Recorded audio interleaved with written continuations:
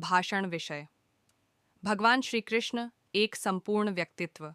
सभी उपस्थित महानुभावों को मेरा सादर प्रणाम। आज मैं आप सभी के समक्ष एक ऐसे दिव्य व्यक्तित्व के विषय में अपने विचार प्रस्तुत करने जा रहा हूँ, जिनका नाम लेते ही मन आनंदित हो उठता है, हृदय श्रद्धा से भर जाता है और आत्मा को शांति की अनुभूति होती है।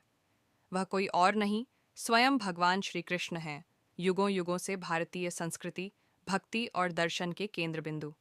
श्री कृष्ण केवल एक नाम नहीं है, वह प्रेम है, लीलाएं हैं, नीति है, योग है और मोक्ष तक का मार्ग है। वे एक ऐसे देवता हैं जिन्होंने बाल्यकाल में अपनी लीलाओं से सबको मोह लिया, युवावस्था में प्रेम का अद्वितीय आदर्श प्रस्तुत किया और कुरुक्षेत्र में अर्जुन को गीता का उपदेश देकर संसार को जीवन का वास्तविक अर्थ समझाया। कृष्ण का बाल रूप, माखन चोर से लेकर कालिया नाग वध तक श्री कृष्ण का बचपन उनकी मोहक लीलाओं से भरा हुआ है।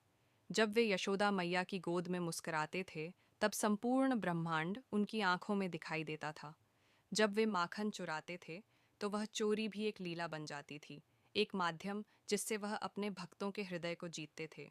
उन्होंने बाल्यकाल में ही पूतना वध, शकटासुर वध, तृणावर्त वध और कालिया नाग को वश में करके यह दिखा दिया कि वे कोई साधारण बालक नहीं, स्वयं परब्रह्म परमात्मा हैं। कृष्ण, प्रेम का अवतार। ब्रज की गलियों में रास रचाने वाले श्री कृष्ण केवल नटखट ग्वाला नहीं थे, वे प्रेम के सर्वोच्च आदर्श भी थे। उनका और राधा रानी का प्रेम निश्चल, अलौकिक और आत्मिक प्रेम का प्रतीक है।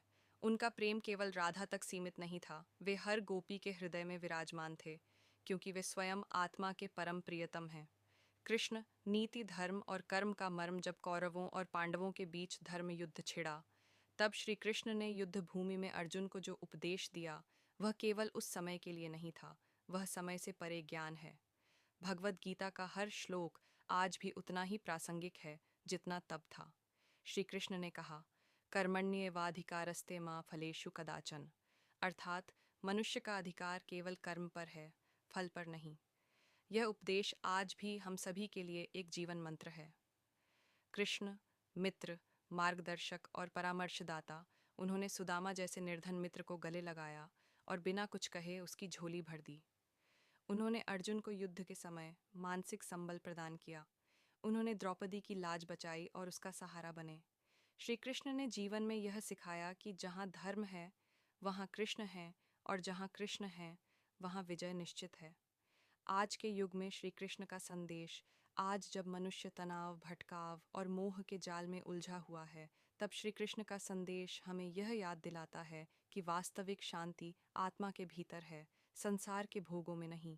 उनका जीवन हमें सिखाता है कि जीवन में हमें कर्तव्यपरायण रहना है, प्रेम करना है, नीति का पालन करना है और ईश्वर के प्रति अटूट श्रद्धा रखनी है।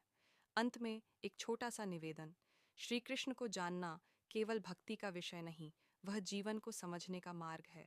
आइए हम सभी श्री कृष्ण के जीवन और उपदेशों को अपने जीवन में अपनाएं और इस संसार में धर्म, प्रेम और करुणा का प्रचार करें।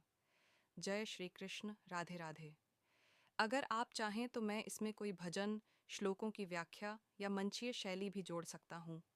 क्या आपको किसी विशेष कार्यक्रम के लिए यह चाहिए?